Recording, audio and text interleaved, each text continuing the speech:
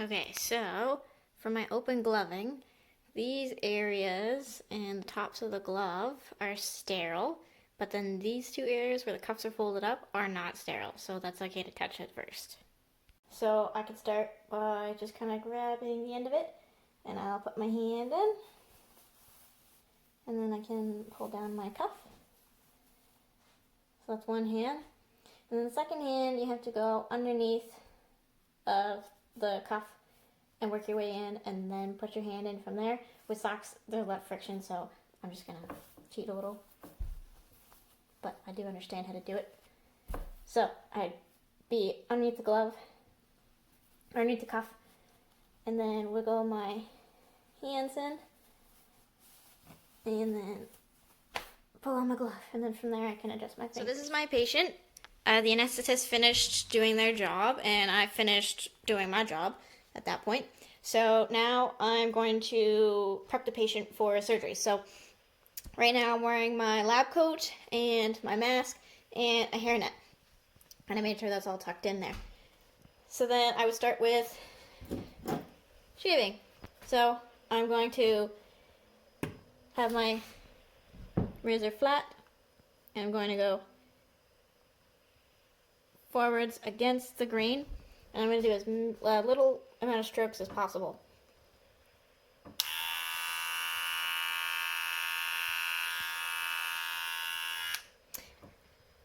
Okay, and you want to be kind of right around the umbilicus, so say if the umbilicus is over here, then the incision site's going to go over here, so I kind of work my way around that. And then a general rule for cats is you go 2 fingers around the nipple, and then that works. This is a pretty big cat, so. And then after I'm done shaving them, I'm going to vacuum everything up. So I'd vacuum the patient and everything around the patient, and I'd vacuum me and the floor. So then nothing is full of hair anymore. And then I will be getting ready to scrub the patient.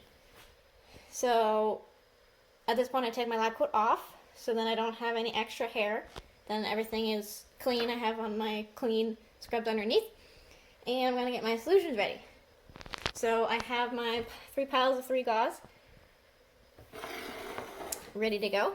The first one, I'm going to be using chlorhexidine. So this one's chlorhexidine 4%, and then 70% alcohol and 2% chlorhexidine. And if this was a small patient and we were worried about heat loss, then we wouldn't necessarily want to use alcohol. We'd probably want to use saline instead, which kind of does the same thing. Anyway, you can also use betadine.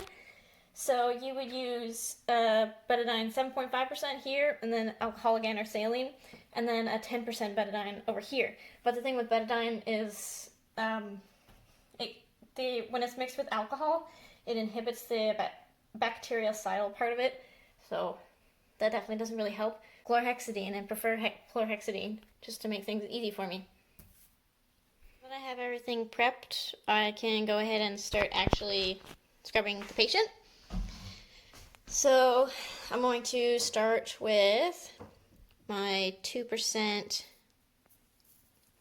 chlorhexidine, and I'm going to, sorry, I wouldn't do that on the patient, make my little basket. So I have a basket. And then I'm going to just start in the middle and scrub. And I'm putting a little bit of elbow grease into this, and I'm kind of going around. And then when I make it to the fur, I get to the fur. I just never come back into the center. And then I'm going to do my alcohol. So I make my basket. At this point, I can start making my prep patterns. So I'm going to start at the umbilicus. So I'm going to say that's this little guy. And I'm going to work cranially. I'm going to pretend that's cranial. And I'm going to go up. And then I'm going to come back. I'm going to go to one side. And back. And then the other side. Other side. And keep going until I get all the way to the end. And then when I get to the fur, I'm going to do outward stroke towards the fur. So that is the lateral prep. So when I do that, I'm going around in circles, and I'm keeping one side always pointing towards the fur. So I'm just using this little point as reference. I just start It's always pointing towards the fur. So now I throw that one out, and I grab another one, and I do the same thing, starting on the top. Gonna go down, and then top, around, top, around, until I get to the fur, and then I do my outward strokes. So now that I've got the patient kind of clean, I could start to do my block. So for the block, I need to find the umbilicus, and then I'm going to kind of use my needle and syringe to help me figure out where I need to tent the skin. So I'd say it's an 1.5-inch needle, so I'd say it's probably about where my fingers are. So I tent the skin with my other hand, but I'm holding the camera, so. And then I would move the needle into the skin tent until I can't see the needle anymore. And then I'm going to draw back a little bit, and if I see blood, or if I don't see blood, that's good, and I can inject a little bit. So I'm injecting, and then I'm going to pull back the needle a little bit, and then draw back again to see if there's any blood. No blood. Keep going. Draw back.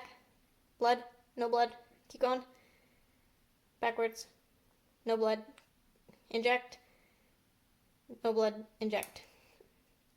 Sorry, I don't mean you inject like that, but I think you understand. And then that way it's sort of taking effect while I'm doing the rest of the skin prep. So now I go back to the 4%, and I'm going to do my tent, and I'm just going to do scrubs.